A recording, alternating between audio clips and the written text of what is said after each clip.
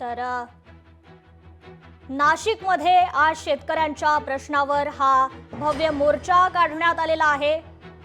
राष्ट्रवादी काँग्रेस पवार गटाच्या वतीनं हा मोर्चा काढण्यात आलाय। जिल्हाधिकारी कार्यालयावर हा मोर्चा धडकणार आहे। या मोर्चात सुप्रिया सुळे देखील सहभागी झाल्या। नाशिकमध्ये आज राष्ट्रवादी शरद पवार गटाचा आक्रोश मोर्चा पार पडतोय। या ठिकाणी जर आपण बघितलं तर प्रदेशाध्यक्ष शशिकांत शिंदे याच्यामध्ये दाखल झालेले आहे। शेतकऱ्यांच्या प्रश्नासंदर्भात खरं तर आज मोर्चा काढण्यात येतोय। अत्यंत आक्रमक पद्धतीने खरं तर मोठ्या प्रमाणामध्ये राष्ट्रवादीचे पदाधिकारी कार्यकर्ते आणि सामान्य जनतासह शेतकरी या मोर्चात सहभागी झालेले। काय या मोर्चाच्या माध्यमातून हा आक्रोश आहे, महाराष्ट्रातल्या शेतकऱ्यांचा आक्रोश आहे। ज्या पवार साहेबांनी या शेतकऱ्यांना देशाच्या नव्हे तर जगाच्या बाजारपेठेमध्ये स्थान मिळवून दिलं, उत्पन्न वाढवलं, त्यात महाराष्ट्राचा शेतकरी या युती सरकारमध्ये गेल्या मे महिन्यापासून पाऊस पडतोय, आजही पाऊस पडतोय, काही जिल्हे पाण्यामध्ये गेलेत।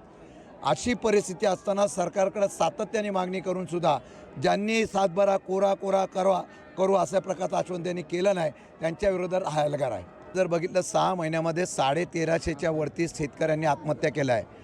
सरकारला हे भूषण वाटतं ते कमी का काय? बेरोजगार तरुण आत्महत्या करतायत।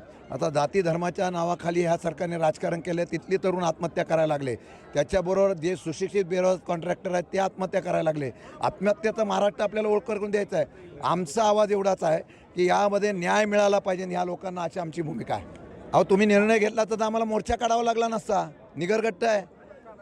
85,000 कोटीचा शक्तीपीठ तुम्ही मंजूर करता आणि शेतकऱ्यांना 5-10 हजार कोटी द्यायला तुम्हाला होत नाही, 20,000 कोटी द्यायला जे असतील ते द्या ना। ते धाडस दाखवत नाही आणि आमच्यावर कशा टीका करता? आम्ही आवाज उठवणार।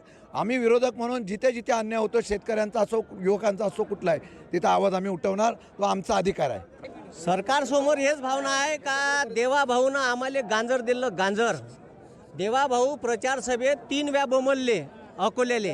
का सांगितलं देवाभाऊनं? आम्ही शेतकऱ्याचा 7-12 कोरा करू 3 वेळा कोरा करू बोंबलले। अबे सालेव म्हणा 1 वेळा तर करा, नाही 3 वेळा तर।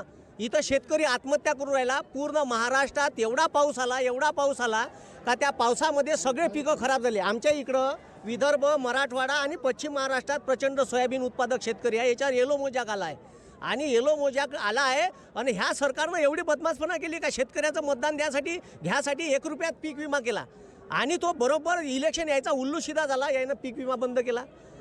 आपण बघितलं का या ठिकाणी जर बघितलं तर नितेश कराडांनी अशा वेगळ्या पद्धतीचा पेहराव केलेला होता।